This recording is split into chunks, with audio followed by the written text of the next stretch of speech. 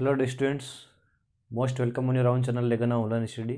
जहाँ पर आज हम बात करेंगे हमारे नेक्स्ट पोस्ट के अकॉर्डिंग जो एफ बी डी वर्ड हमने यूज़ लिया है कि एक्चुअल में एफ बी डी होता क्या है, तो उसके बारे में वीडियो का और 11th के जो हमारे पास में चैप्टर चल रहा था फ्रिक्शन के बारे में, उस चैप्टर का ये लास्ट एंड फाइनल वीडियो है। और आज हमारा जो कंप्लीट चैप्टर है वो ख़त्म हो जाएगा और उसके बाद हम इस चैप्टर से रिलेटेड जो न्यूमेरिकल क्वेश्चन है उनको सोल्व करेंगे। ठीक है बच्चों, तो आइए बात करते हैं जैसे कि एफ बी डी होता है क्या है। एफ बी डी जैसे कि आप नाम से देख पा रहे हो, तो एफ बी डी को हम इस प्रकार से लिख सकते हैं। हेडिंग पॉइंट आपके पास में एफ बी डी यानी कि free body diagram. Free body diagram ये एक ऐसा प्रोसेस है जिसके अंदर बच्चों कंप्लीट जो हमारे पास में अलग अलग बॉडीज होती है उन पर जो अलग अलग लगने वाले फोर्सेस हैं उन फोर्सेस का वर्णन किया जाता है। जैसे कि आप कह सकते हो, इसे हिंदी में कहते हैं मुक्त कण चित्र। मुक्त कण चित्र। ठीक है बच्चों, अगर इस मुक्त कण चित्र के बारे में हम बात करें तो हमारे पास में जैसे कि कंप्लीट जो पोर्शन के अंदर हम बात करें कि एक ऐसा चित्र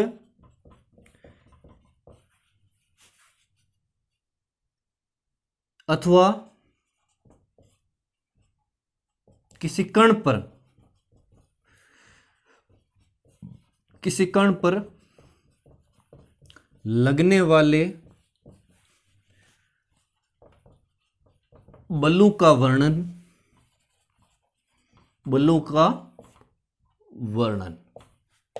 ठीक है बच्चों, मुक्त कण चित्र के अंदर हम जो हमारे पास में वस्तु होगी उस पर जो बल लगेंगे अलग अलग, उन बलों के बारे में हम बातचीत करेंगे। जैसे कि हमारे पास में कंप्लीट चीज़ों को पढ़ने से पहले एक हेडिंग पॉइंट है कि जब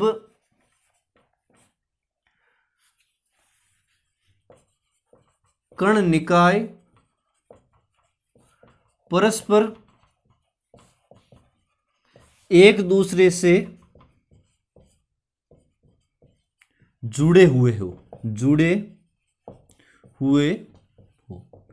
उस कंडीशन में हमारे पास में क्या क्या प्रोसेस आएगी और उनको हम किस प्रकार से काउंट करेंगे।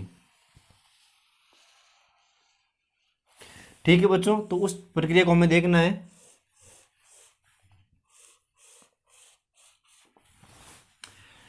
सबसे पहले हम बात करेंगे जैसे कि हमारे पास में यहां पर जो कंडीशन है कि वो है कि निकाय की बॉडी जो है वो किस प्रकार से अटैच्ड है, एक दूसरे से कनेक्टेड किस प्रकार से है। सेकंड हम बात करेंगे उसकी एफ बी डी के बारे में, यानी कि उसके एक वस्तु के ऊपर जो एक फोर्स लग रहा है, अलग अलग फोर्स होंगे, एक फोर्स जो लग रहा है उस फोर्स के बारे में बात करेंगे। फिर हम बात करेंगे वस्तु के ऊपर जो त्वरण लग रहा है और यह बल लग रहा है उसके बारे में, वस्तु के ऊपर जो बल लग रहा है उसके बारे में बात करेंगे। और बल के बाद में जो वस्तु के ऊपर त्वरण लग रहा है उस त्वरण के बारे में हम बात करेंगे बच्चों। यही पोर्शन लेकर चलना है, यहाँ पर ही हम चीज़ों को मिटाते रहेंगे और आगे की तरफ बढ़ते जाएंगे और हेडिंग पॉइंट जो है वो चेंज करते जाएंगे। ठीक है बच्चों, सबसे पहले हमें देखना है कि जैसे कि हमारे पास में एक इस प्रकार से फर्श के अंदर दो द्रव्यमान पड़े हैं। एक द्रव्यमान है m1, एक दूसरा द्रव्यमान है कोई m2। इससे बड़ा द्रव्यमान है और इस द्रव्यमान के ऊपर अगर मैं फोर्स इस प्रकार से लगाऊं, फोर्स इस प्रकार से लगाने पर त्वरण जो है वो इस प्रकार से वस्तु प्राप्त करेगी, त्वरण प्राप्त करेगी। लेकिन आपको एक भी ध्यान रखनी है एक बात कि इस छोटे वाले वस्तु पर फोर्स जब हम बल लगाएंगे छोटे वाली वस्तु पर, तो छोटी वस्तु को बड़ी वस्तु को धकेलने के लिए बल बहुत ही ज्यादा अधिकतम बल की आवश्यकता होगी, यानी कि आपे से ऊपर खुद के द्रव्यमान से बहुत ज्यादा बल लगाकर उस पर फोर्स लगाना पड़ेगा, तब जाकर की वस्तु जो है वो आगे की तरफ खिसकेगी। तो बल लगेगा m1 पर और m1 फोर्स लगेगा m2 पर, लेकिन m2 जो है वो विपरीत प्रक्रिया के रूप में, अभिलंब प्रतिक्रिया के रूप में r एक फोर्स लगाएगा, विपरीत फोर्स लगाएगा। तो यहां पर हमारे पास में हम बात करते हैं जैसे कि m1 की एफ बी डी के बारे में, m1 की एफ बी डी के बारे में। ये m1 हो गया। फोर्स लगेगा इस डायरेक्शन में, एक्सेलरेशन होगा इस डायरेक्शन में, लेकिन रिपल्सन फोर्स जो होगा वो अपोजिट डायरेक्शन में इसके लगेगा, जहां पर हमारे पास में F माइनस आर बराबर क्या हो जाएगा, m1 ए के रूप में हमारे पास में यहां पर एक बल निकल कर आएगा। ठीक है बच्चों, यहां पर आपको देखना है जैसे कि हमारे पास में कंप्लीट प्रोसेस के अंदर बल की जो वैल्यू है वो कितनी आ जाएगी। और देखिए बल की वैल्यू, त्वरण की वैल्यू एक ही रहनी, अलग अलग होगी नहीं, तो इसके लिए हम क्या करेंगे, पहले m2 की जो FBD है उसको ज्ञात कर लेते हैं। m2 की FBD जो है उसको ज्ञात कर लेते हैं।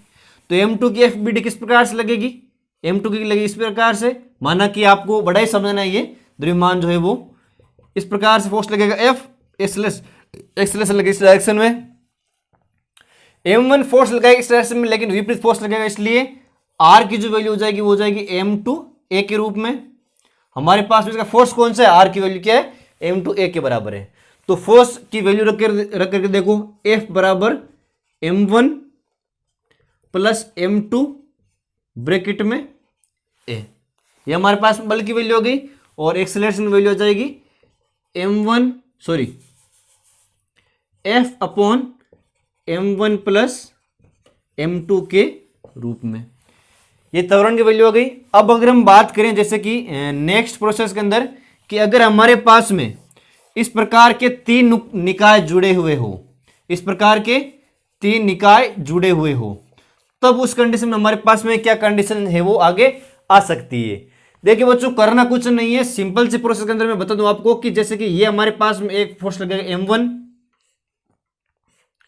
ये फोर्स लगेगा, ये द्रव्यमान है, छोटा द्रव्यमान m1, उससे बड़ा द्रव्यमान m2, और उससे बड़ा लार्जेस्ट द्रव्यमान जो होगा वो m3 हो जाएगा। सबसे पहले फर्श के ऊपर जब हम बल लगाएंगे F इस डायरेक्शन में, तो एक्सेलरेशन भी इस डायरेक्शन में होगी। अब m1 फोर्स लगाएगा, m1 के विपरीत फोर्स लगेगा r, और इस m2 के विपरीत फोर्स लगेगा r डैश। ठीक है बच्चों, तो सेम वही प्रोसेस है, जैसे कि F माइनस आर बराबर m1 है, F R जैसे कि हमारे पास में ये सेकंड हो गया कि R बराबर m2 है, तो इसके जगह पे हम लिखेंगे m2 की FBD के अंदर, m2 की FBD के अंदर जो फॉर्मूला आ जाएगा आपके पास में वो हो जाएगा R माइनस आर डैश बराबर m2a, और थर्ड के अंदर हम बात करेंगे m3 की FBD के बारे में, तो उसकी जो वैल्यू है वो जाएगी R डैश बराबर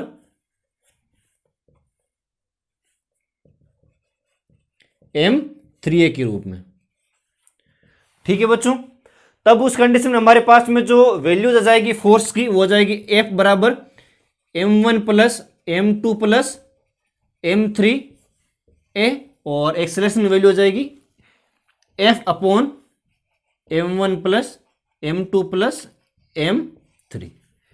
तो इस कंडीशन में सिंपल चीज हम कह सकते हैं, डायग्राम वो कब हो रहना है, डायग्राम में कुछ चेंज नहीं होगा। डायग्राम जैसे कि m2 का जो डायग्राम वो यही कहीं रहेगा, और m3 का जो है वो यही रहेगा। बस आपको जो फोर्स लगेगा उसका ध्यान रखना है कि फोर्स कौन सा लग रहा है। सबसे पहले F लगेगा, उसके बाद में R, जो R माइनस आर डैश वो लगेगा, और थर्ड में जो है वो R डैश जो फोर्स हमारे पास में वो लग जाएगा। यहां तक हमने बात की, एक बार आप इसके स्क्रीनशॉट ले लो वीडियो का, ताकि आपके पास में जो नोट्स बनाने के लिए आपके लिए इजी हो जाए।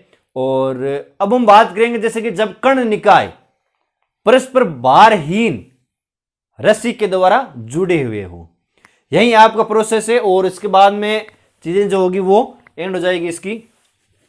जैसे कि जब कण निकाय परस्पर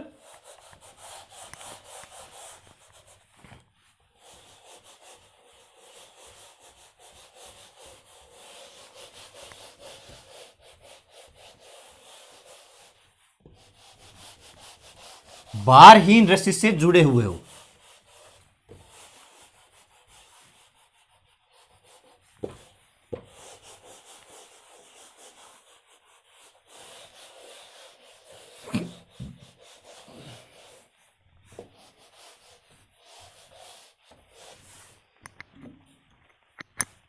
जैसे कि हमारे पास में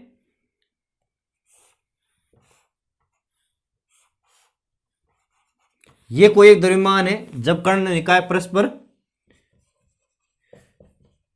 एक दूसरे से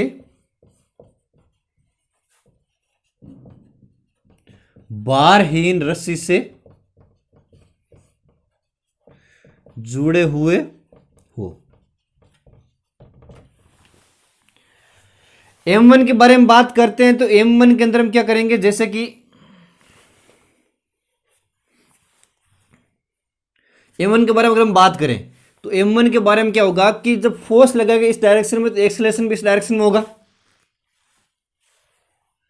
अब अगर हम बात करें जैसे कि हमारे पास में छोटा द्रव्यमान जो M1 है वो इस डायरेक्शन में लग रहा है, तो जो दोनों के बीच में जैसे कि हमारे पास में कोई दूसरा जो द्रव्यमान है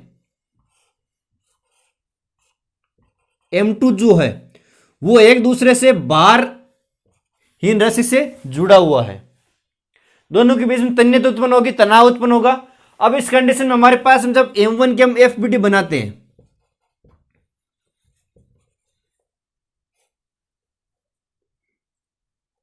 एक्सेलरेशन इस डायरेक्शन में, अब हमारे पास में इस प्रकार तनाव जो है वो T के रूप में निकलेगा, तो F माइनस टी बराबर M1A के रूप में हम देखेंगे इसका क्या है, अभिलंब प्रतिक्रिया बल के रूप में तनाव बल जो है वो लग जाएगा। और बल की जो वैल्यू है वो आगे हम फाइंड आउट कर लेंगे, उससे पहले हम प्राप्त करते हैं जैसे कि M2 की FBD।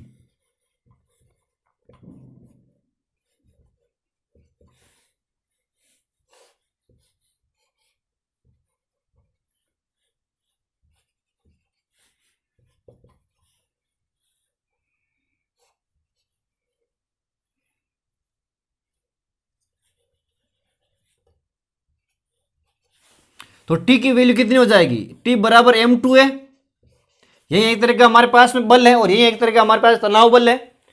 तो F बराबर M1 प्लस M2 ए और A बराबर F upon M1 plus M2, ये हमारे पास में कंप्लीट एक बल के रूप में सूत्र जो हमारे पास में प्राप्त होकर के आ गया। ठीक है बच्चों, सेम प्रोसेस में देखेंगे हमारे पास में जो तीसरा एक निकाय है जैसे कि M2 और इससे तीसरा निकाय जुड़ा हुआ है M3, बल लगेगा इस डायरेक्शन में, एक्सेलरेशन भी इस डायरेक्शन में हो जाएगा, दोनों का प्रोसेस सेम है, लेकिन जो सेकंड वाली चीज है वो निकल करके आ जाएगी। यहां पर हम बात करेंगे T से, यहां पर आ जाएगा T डे से, यहां पर आया रोका है F बल जो है वो तीन बल लग रहे हैं, पहले पे F माइनस टी, दूसरे पे T dash is equal to M2 है। यहां पर जो सेकंड चीज ऊपर के आएगी वो हो जाएगी T dash is equal to M2 है। थर्ड जो चीज आ जाएगी, सॉरी सेकंड वाली जो चीज हो जाएगी T minus T dash is equal to M2A। ये किसके लिए, ये M2A के लिए और इस प्रोसेस में, ठीक है बच्चों। नेक्स्ट हम बात करेंगे जैसे कि M3 की FBD के बारे में। मुक्त कण क्षेत्र की जो वस्तु है, जो हमारे पास निकाय का डायग्राम में फुली जब इंटर कोर्स होगा वो इसलिए हो जाएगा T dash is equal to M3A के रूप में। अब हमारे पास में बल की जो वैल्यूज है वो कितनी आ जाएगी, देखो F बराबर M1 plus M2 plus M3A के रूप में, और त्वरण की जो वैल्यू है वो जाएगी F upon M1 plus M2 plus M3 के रूप में। इस तरीके से हमने ये मुक्त कण चित्र की चीजें हैं वो प्राप्त कर ली है।